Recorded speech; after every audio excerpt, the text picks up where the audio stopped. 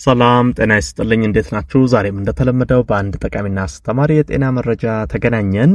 በዛሬ ፕሮግራም የምነግራችሁ በፍጥነት የሚያስረጁ ምግቦችን ነው። ይሄ ማለት በተለይ ዛሬ ይሄን ሐሳብ ማነሳው በርካታ ሰዎች ገና በወጣትነት እድሜያቸው በጣም ፊታቸው ግርጅፍ እያለ ትልቅ ሰው የሚመስሉ አቅማቸው ጥንካሬያቸው እየቀነሰ ሲሄድ አስተውላለሁ። ይሄ በተለይ ከምትመገቡት ምግብ ጋር ይያያዛል። ብዙ ጊዜ ባለማወቅ በተለይ ቶሎ በፍጥነት እንድናረጅ የሚያደርጉ ምግቦችን በጣም በርካታ ሰዎች ይመገባሉ። ዛሬ ይሄን ነገር አውቃችሁ በጣም ጥንቃቄ እንድታደርጉ ነው ይሄን ቪዲዮ ያዘጋጀሁት ማለት ነው። እስቲ በፍጥነት እንድናረጅ የሚያደርጉ መልካችን ቶሎ እንዲበላሽ እንደዚሁም ደግሞ አቅማችን ቶሎ እንዲደክም ገና በወጣትነት በጣም ትልቅ ሰው እንድንሆን የሚያደርጉን ምግቦች ምንድናቸው? እንዴት እነዚህ ነገሮች ተከላክለን ወጣትነታችንን ይዘን ለረጅም ጊዜ ለመቆየት እንዴት እንችላለን የሚለውን እናያለን ማለት ነው። አብራችሁን ቆዩ። ለቻናሌ አዲስ ከሆናችሁ ሰብስክራይብ አድርጋችሁ ቤተሰብ ሁኑ። ይሄን መረጃም ላይክ ሼር ያረጋችሁ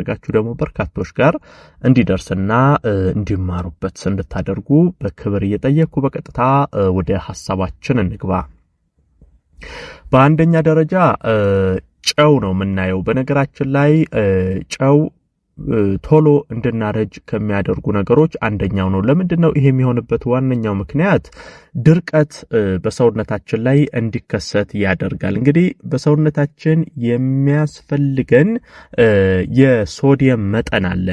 በተለይ በቀን ውስጥ ከአንድ ሻይ ማንካ በላይ ሶዲየም ወይንም ጨው የምትጠቀሙ ከሆነ በፍጥነት የማርጀት እድላችሁ በጣም ከፍተኛ ነው። በተለይ የፊታችሁ ቆዳ በፍጥነት እንዲያረጅ ያደርጋል። ይሄ ግርጅፍ እንዲል ወደታች የወረደ የተንጠለጠለ የትልቅ ሰው መልክ እንዲኖራችሁ ያደርጋል። ይሄም ቆዳችሁን ጨው ወይንም የሶዲየም ክምችት በከፍተኛ ሁኔታ ስለሚጎዳው ነው። እንግዲህ የሶዲየም መጠን በሚጨምርበት ጊዜ አጠቃላይ ሰውነታችን ላይ በርካታ ችግሮች ያመጣሉ። አሁን ከእርጅና ጋር ተያይዞ ብቻ እያየን ስለሆነ ቆዳችንን በከፍተኛ ሁኔታ ስለሚጎዳ ነው እንጂ ጨው በጣም ብዙ ከኩላሊት ከተለያዩ የሰውነት ክፍሎች ጋር ተያይዞ ጉዳት አለው። ስለዚህ ብትችሉ በቀን በአጠቃላይ ከምትመገቧቸው ምግቦች ውስጥ ከአንድ ሻይ ማንኪያ ያልበለጠ ሶዲየም ብቻ ብትጠቀሙ መልካም ነው።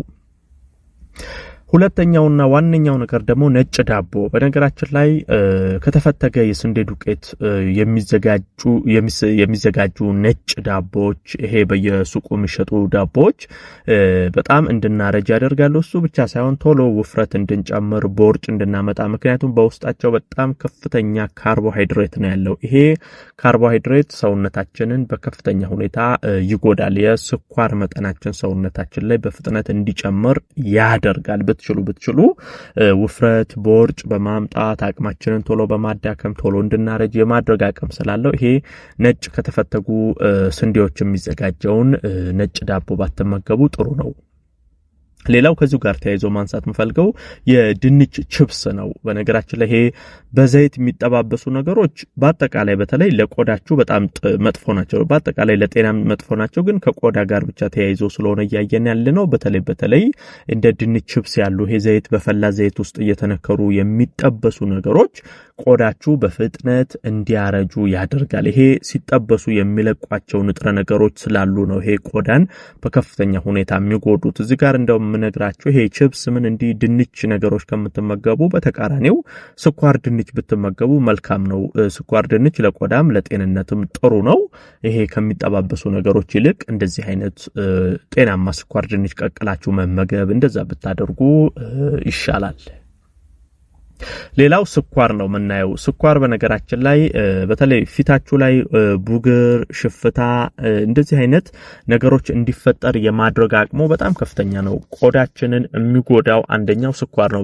በተለይ ስኳር በደማችን ውስጥ በሚጨምርበት ጊዜ በጣም በርካታ ጉዳቶችን ያመጣል። አሁን ከዚህ ከቆዳ ጋር ከእርጅና ጋር ተያይዞ እያየን ስለሆነ ነው እንጂ ስኳርን አብዝታችሁ የምትጠቀሙ ከሆነ የአርቲፊሻል ስኳሮችን አብዝታችሁ የምትጠቀሙ ከሆነ ጥሩ አይደለም። እንዲህ አሁን የጣፋጭ ነገር ልምድ ያላችሁ ሰዎች እሱን አሁን የጣፋጭ ነገር አምሮታችሁን በሌላ በጤናማ ነገሮች መቀየር፣ ለምሳሌ በፍራፍሬዎች እንደ ሙዝ፣ ሐብሐብ፣ ወይን፣ እንጆሪ እንደዚህ አይነት ምግቦችን ብትመገቡ ይሄ የጣፋጭነት አምሮታችንን ይወጣል። እነዚህ ነገሮች ደግሞ ለጤናችሁም በጣም ተስማሚ ናቸውና ስኳር ብዙ ባትጠቀሙ ጥሩ ነው።